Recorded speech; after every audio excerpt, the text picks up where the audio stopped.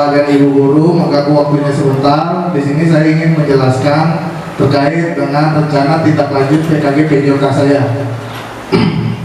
Nama saya sendiri Denny Afrizal. Lanjut. Ya, apa itu dulu biar semangat ya. Jalan-jalan ke Palembang. Sampai di Palembang makan ketupat. Saya ucapkan selamat siang untuk teman-teman yang terhormat. Ya, satu aja, nggak usah banyak-banyak. Ya, lanjut. Ya, judul program saya yaitu si plastik yang bisa memukul. Kok bisa sih si plastik bisa memukul? Bisa. Kita lanjut. Ya, lanjut latar belakang.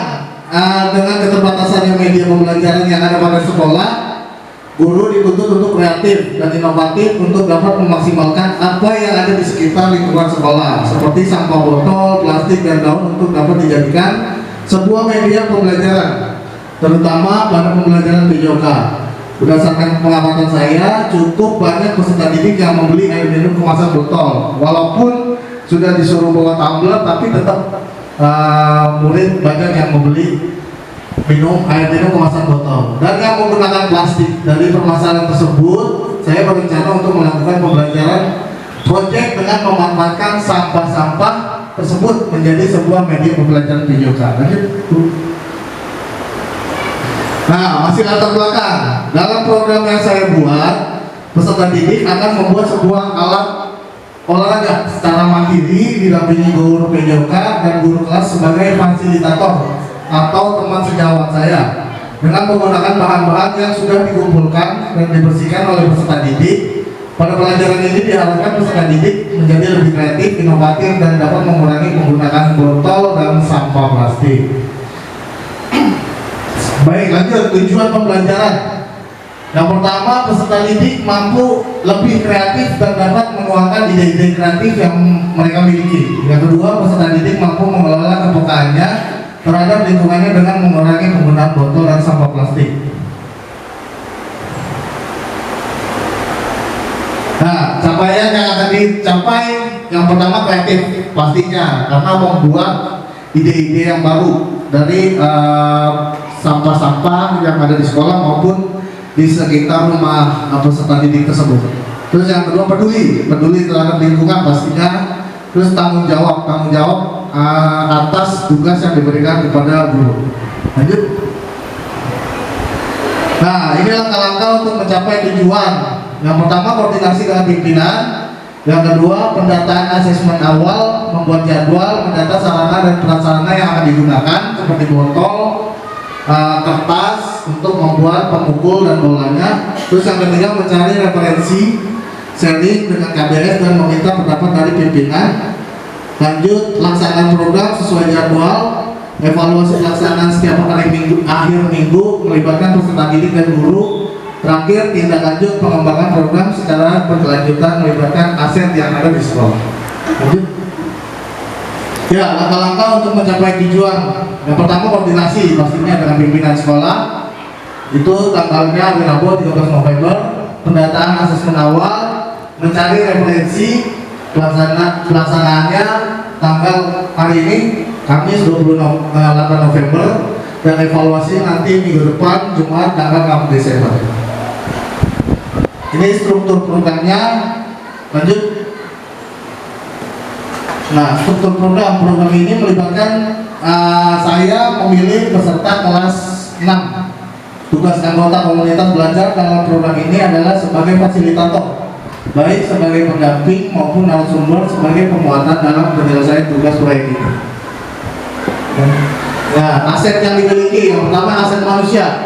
Pastinya ada kepala sekolah, guru, rekan sejawat, orang tua, peserta didik yang dapat dijadikan sebagai pendukung terlaksananya program ini. Yang kedua, aset fisik. Ya, aset fisik ini biasanya sarana prasarana, lapangan, dan ruang kelas yang digunakan. Lanjut, aset politik. Pastinya dukungan dan kebijakan dari pimpinan. Yang terakhir, aset sosial, lingkungan sekolah yang saling mendukung dan bekerja sama dengan pihak instansi terkait. Nah, rencana refleksinya, pelaksanaan evaluasi program ini dilakukan di akhir kegiatan program dengan melakukan wawancara dan refleksi bersama murid terkait kegiatan yang sudah dilaksanakan.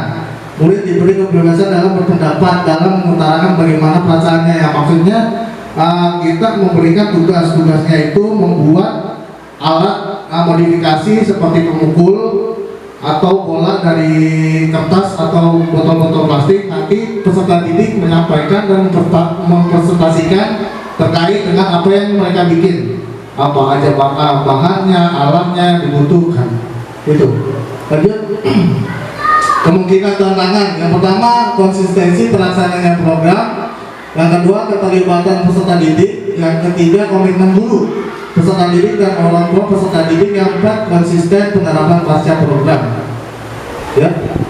Nah, rencana solusi untuk mengatasi tantangan adalah terus menjalin kolaborasi dengan komunitas belajar di sekolah, terus melakukan refleksi dan evaluasi dalam menjalankan program yang ada. Lanjut. Nah, ini yang akan saya sampaikan ke murid untuk membuatnya.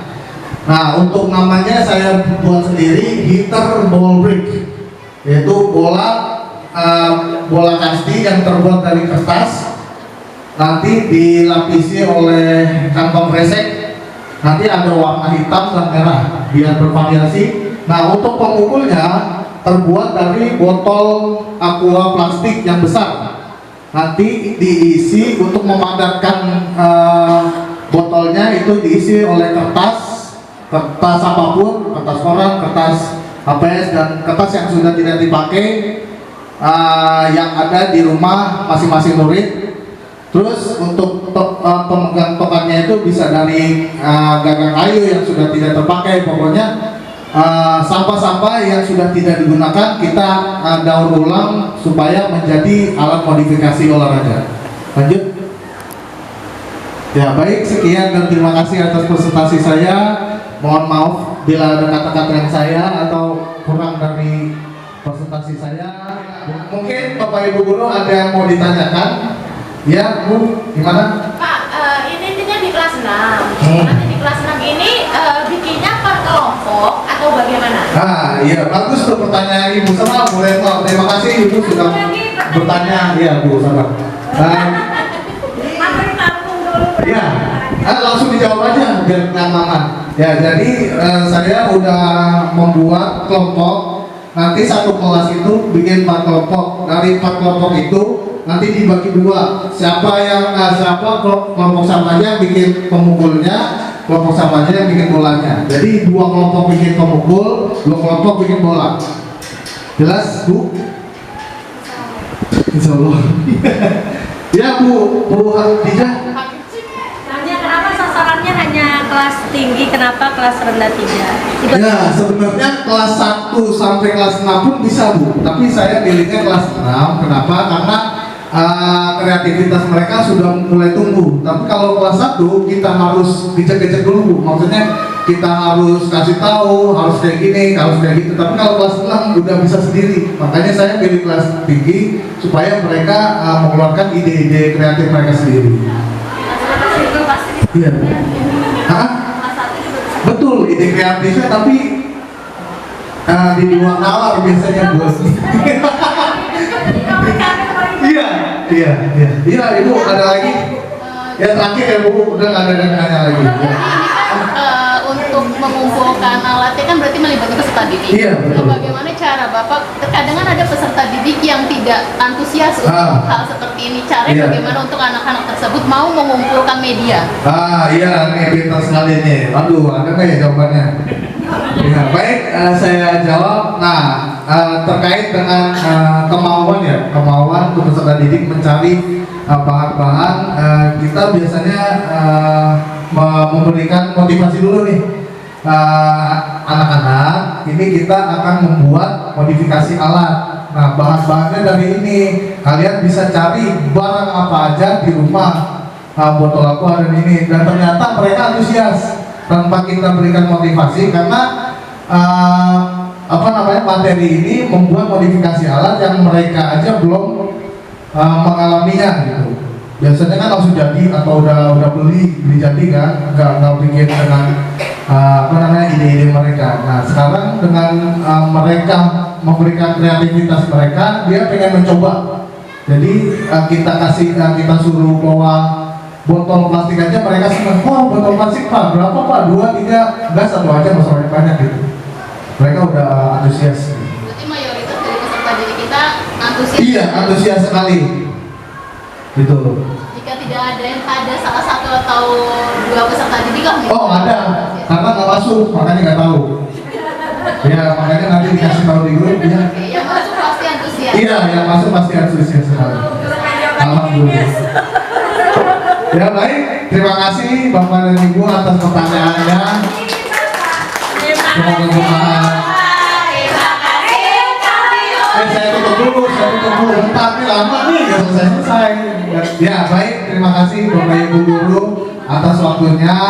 Kurang lebihnya saya mohon maaf. Bila itu hidayah. Wassalamualaikum warahmatullahi wabarakatuh.